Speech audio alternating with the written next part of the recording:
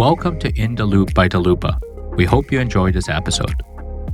Hey everyone, welcome back to InDaloop, Daloopa's podcast series. Today joining us, we have Justin. Justin actually works at Daloopa. He's one of our solutions engineers and a product expert on Daloopa's product. But more importantly and more relevant to what we are discussing today, Justin used to work on the sell side as a sell side analyst. And today we would like to go through with Justin, what are some of the key highlights of the job of a sell-side analyst, what are some of the key moments and milestones, and how to think about it. We have a lot of listeners who want to understand what is the job to be done on the sell side and what that really is like. So that's why we invited Justin to join us today to go through some of that, and hopefully I'll ask the right questions. Hey, Justin, thank you for joining us. Hey, Thomas. Great to be here. Just to kick things off, give us a little bit of background, especially as it pertains to your previous role on the sell side, and walk us through what is the day in the life of a sell side analyst. Yeah. So, the day in the life of a sell side analyst is going to vary a lot, which is part of the reason I liked it and part of the reason I joined it. So, the one thing that is guaranteed is earnings season. But outside of earnings season is really where you make your mark. You have the thematic stuff that you work on. You're able to really do deep dives. And then you're also, waiting for company news and changes in the companies. It's always that excitement that you can never plan on what your day is going to be like, because then a company will announce a deal. So, yeah. What does it take to be successful on the sell side? I think one of the biggest things is you have to be inquisitive. You have to like it. It's a grind. So you have to really, really enjoy what you're digging into, because otherwise you're just never going to be able to put in the time to really get to know your companies, get to know what drives them, and get to know the industry. So I think that inquisitive nature and really enjoying it is the biggest factor there. Right. So, you mentioned being inquisitive is important. But so much of the job is also repetitive, right? Like earnings season is going to happen once every quarter by definition. How do you balance the being curious, trying to figure out information piece with the I got all these work that literally happens every single quarter and it's pretty mundane and pretty rote? How do you balance that and how do you stay motivated? I think the biggest thing is the more mundane quarterly work. You just try and minimize it. You have to do it. You have to do it well.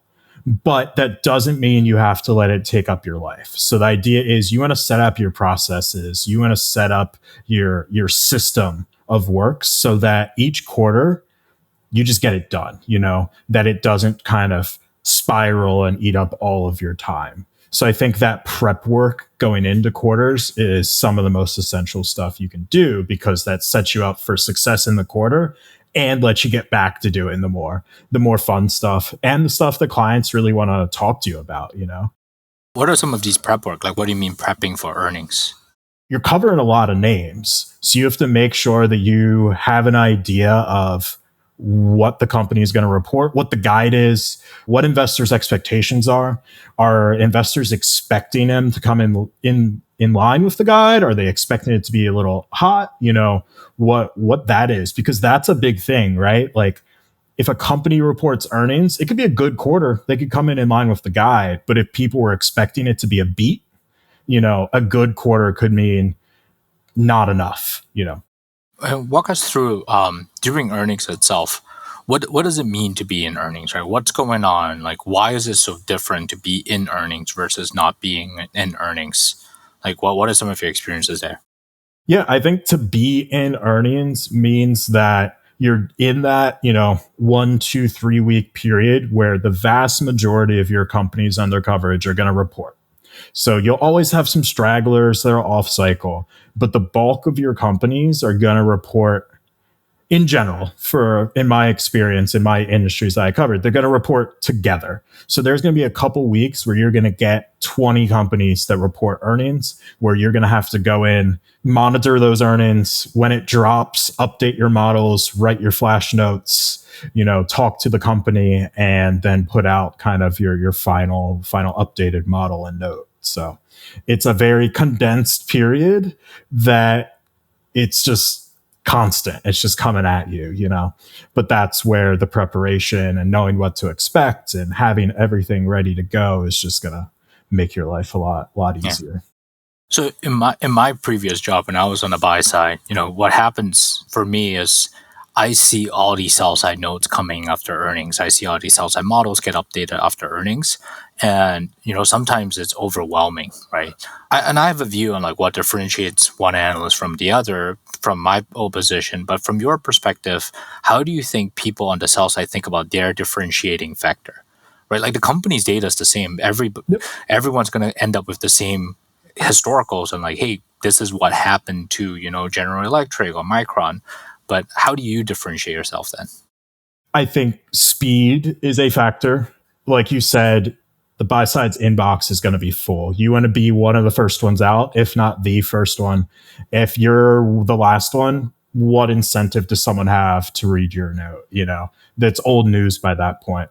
So I think speed's one thing, but I think it's also the taking a step back and trying to see what did they just report and what does it mean for the future, like, is this a thesis changer? Is this just what people were expecting? Trying to take a step back and relate it and give people an idea of that big picture is really how you set yourself apart. Because like you said, like just regurgitating the numbers and kind of reciting or summarizing the press release doesn't really do much. It's more of, hey, this is what changed and this is what it means for the company going forward, Yeah.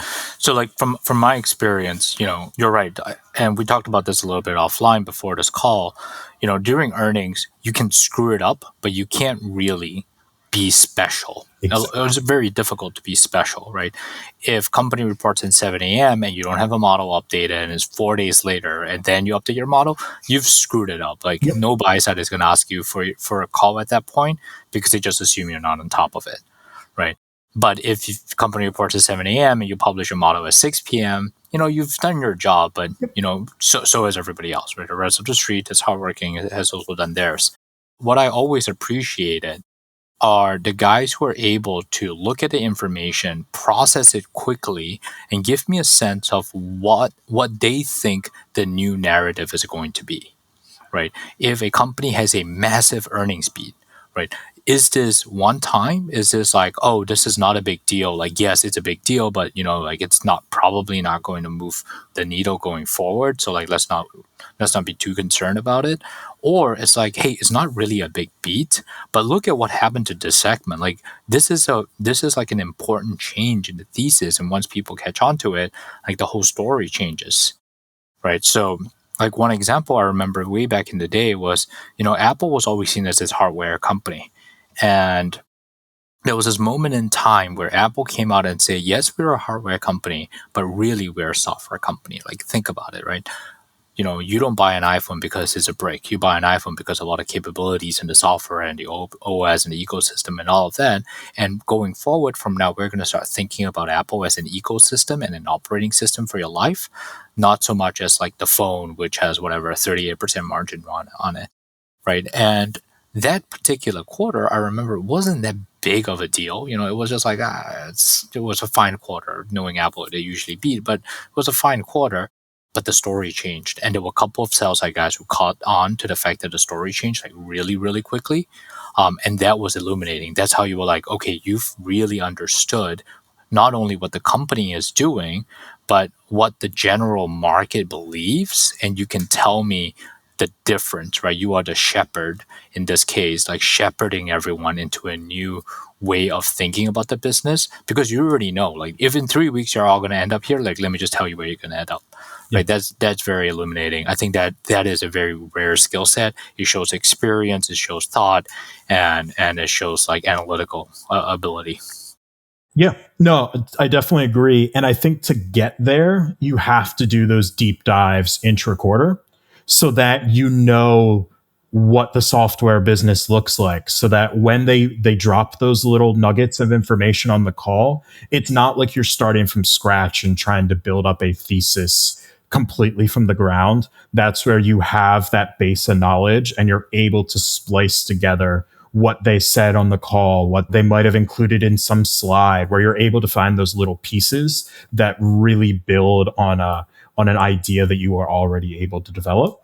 Or if it's something that could, you know, go against what you were thinking too, that's still valuable insight of like, hey, we thought they were going to go in this direction. These comments make us think that that's no longer the case. And that's also a valuable thing. But all of that is to say, like, it's not just about the numbers. It's about all those other little things that, because you're an expert on the company, you can pick up on if you're not just trying to get the best actuals into your model, you know? I remember another story from back in my day. This analyst is still around. The analyst called Adam Jonas. I believe he's the autos analyst at Morgan Stanley. Justin, you might have heard of this guy. Yep. He has visionary ideas, right? To put things lightly, he believes in a unique world of where things are. And I remember once having a conversation with him around Tesla, and he continues to cover Tesla at Morgan Stanley today.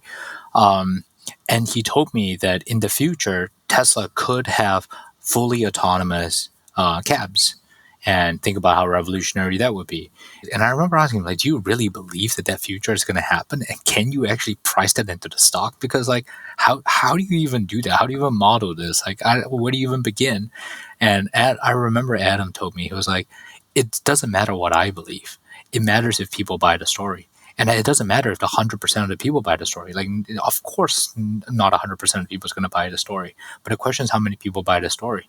Because those people who buy the story is going to have a massive outsized impact on the valuation of the stock. Yep. Right? And ultimately, on the buy side, your job is really to try to predict the movement of the stock. There are some funds where you can actually buy and hold long enough where the business matters. But most places, you care about the stock more than you care about the business. And Adam Jonas's point is, which do you care about? Because if 5% of the world believes in this future, and this future is 100 times the value of the company, then the company should 5x. Yep.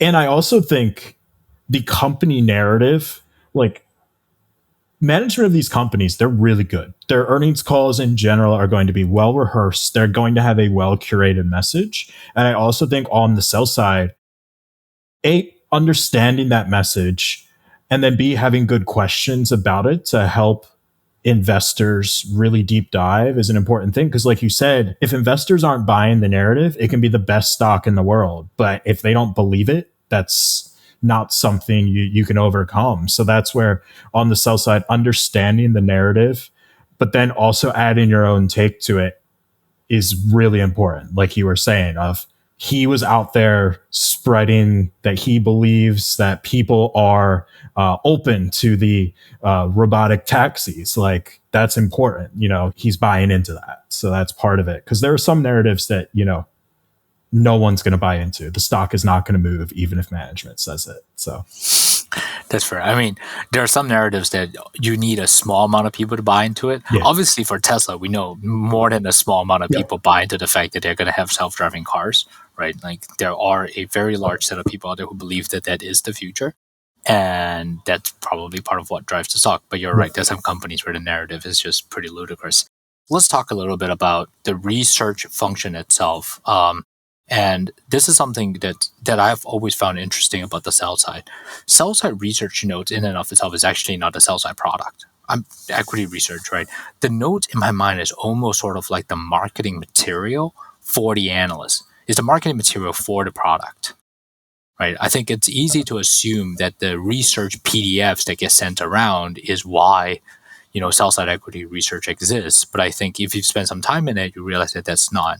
First of all, do you sort of agree with that statement? Yeah, I would agree. Like, in general, you publish notes, but the idea is you want to drive interactions. You want clients to pick up the phone when they're looking at a name and call you. You know, that's the end result that you're looking for. So for our users who, you know, haven't spent many years operating either on the buy side or the sell side, can you explain, like, why is that? Why are the notes not the product, but the interaction of the product? Yeah, because I mean, like, the notes, like you said, even if it's a unique note, they're still getting bombarded with notes. It's really those discussions where you're having with the clients that's going to really be beneficial for both sides. And that's how you start building a group of people that know that you're the person they want to talk to on a certain name. It's very rare that you're going to have a person that'll come to you for every single name in their book. You may not even cover it. They're going to have a list of analysts that they trust that are the ones they talk to. And it's going to be generally a short list because there's only so many hours in the day to talk. So you want to be their go-to person because that's what's going to drive the interactions, which in the end is what drives trading commissions, which is how the business makes money. Like in the US, you're not paying for the research straight up. You're doing it through commissions. So Yeah, I think that's something important to highlight. Ultimately, the dollars don't move because I am reading your research or I'm calling you. The dollars move because I'm trading with you, but I trade with you because I consume your research. Yep. Right? I could buy a share of Apple from any of the trading shops out there. Any of the brokerages would sell me a share of Apple. That act of me buying a share of Apple generates a trading commission. The trading commission to be earned is a highly commoditized trading commission because I couldn't care more or less about who I bought Apple from, so long as it's the stock I want. But that the deciding factor of which bank I go to is usually the services, the quality of the research, the interactions, the guidance, the coaching that you receive from your broker. Yeah. And then on the flip side as well, like companies will know who the big names on their stock are. Like if you're known as an analyst that's getting lots of calls for the stock, management is then much more willing to take your question on the earnings call. They're much more likely that you're going to have an earlier call back in the day, post earnings call, when they want to go out on the road, you're there. So it very much all fits together where you're just building, you have to put out good notes. That's not something you can just not do. But that's only one piece of the puzzle that gets you a spot at the table. And then you have to put out thematic research. You have to do the hard work to dig in and know your companies so that people want to talk to you. And then it all continues to build. Yeah, I think that's a great point that you brought up, which is a lot of the job, and this is true on the sell side, this is true on the buy side. A lot of the job is table stakes, right? If you don't pay the table stakes and you don't play the game, you can never win at the game. Yep. But there's an important piece to differentiate between the table stakes and winning the game. Yep. Right? Updating your model, having the right numbers, writing a research note, showing up to work on time. Like these are table stakes. You want to win at the game, like do your jobs, do the right thing. Unfortunately, table stakes don't win you the game. It's like if you play a round of poker, the ante doesn't win you anything, right? But you kind of have to pay the ante to play a poker tournament. Just the rule of the game. If you want to win at sell-side research, you have to have insight. You have to have relationships. You have to be colloquially what we call it. You have to be the X on the name, right? If you want to win on the buy side, you need to have differentiated views. You need to have the courage to act on those differentiated views. And you need the ability to basically take the risk, the measured risk that allows you to generate alpha, right? And, though it's important to think of the investment landscape built out this way, right? I mean, part of the reason why you and I are doing what we do today is because we are believers that there is a huge part of the investment industry that basically are table stakes, and table stakes should be minimized and automated as much as possible. We have to pay it. You have to get the right data, which is why Daloopa exists, right? You have to write your research notes. You have to read your 10Ks. You have to read your 10Qs, right? That's why analysts are around. That's why you have to do your job. You have to learn how to do the job. You have to update your models quickly. Again, that's why Daloopa exists. And you pay the table stakes so that you can play the game, so that you can ultimately win at the game.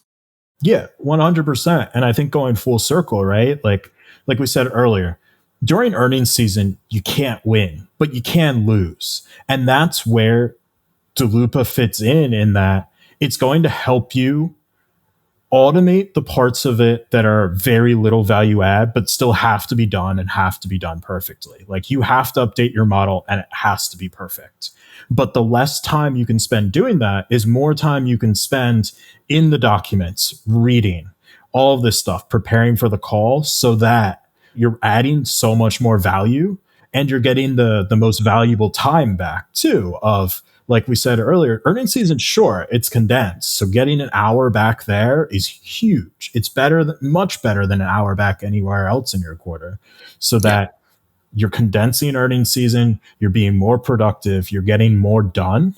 And then coming out of earnings season, you're ready to go back into that value add, get on the road, talking to clients, doing thematic research, whatever it is. Like, it really sets everything up. Yeah. I'll leave you with one anecdote. In the process of building this business, I had to speak to a lot of investors and potential investors. And one of the things that came up once, I recall, was talking about the concept of saving time and the value of the time that we save. So I forget which investor this was, but someone brought it up. It was like, okay, if I took the cost of a human analyst and this is the amount of, he works 250 days a year, and each day, let's say he works like 10 hours, so 2,500 hours a year is being worked. I can take the total pay divided by 2,500 to figure out the cost per hour, and I can figure out how much Daloopa is worth to him, right? And basically, my feedback was like, that makes sense from first principles, but it's not accurate because hours in an analyst life is completely nonlinear, right? During earnings season, those 2 weeks on the buy side, that's where most of your money and trades are probably going to be made or decided on. And on the sell side, that's where you have to act, right? That's where your hours are way longer. That's where your work becomes more mundane. That's where, if you, like you said, if you don't do your job right, you are going to lose, right? So not every hour in investment services is the same. So like one of the key philosophies at Daloopa is that if you understand that not every hour is the same, save people the hour between the 4 p.m. earnings drop and the 5 p.m. earnings call. Give them that hour back because that hour is valuable. In the middle of summer when nothing is reporting and it's a Friday morning at 10 a.m., like that hour is not worth that much, right? It's just not. People are going out for a coffee walk, right? 4 p.m. earnings, nobody's anywhere. They're just chained to your desk. Yeah. And that's where, those hours are worth so much because you're also experiencing information overload where if 5 companies were reporting, there is a limit of how good of a job you can do spread across those 5 companies. And that's where that extra hour to dig in on a name that maybe you wouldn't have gotten to as deep can really pay dividends down the road of, especially if you're able to find that footnote on slide 15 that other people missed because they weren't looking at it because everyone is busy, So that's where an extra hour, extra 2 hours during peak earnings is just so valuable. Yeah, for sure. All right, Justin, thank you so much for sharing some time and sharing some insights with the listeners today. Thanks for having me. Daloopa provides perfect historicals, including every KPI, operating data, financial metric, adjustment, and guidance for thousands of public companies globally. Moreover, Daloopa updates our customers' models in near real time during earnings season in your format and style. You don't have to update your models ever again and can reinvest the time on analysis and research, not spend it on hard coding and document scrubbing. For more information, visit daloopa.com.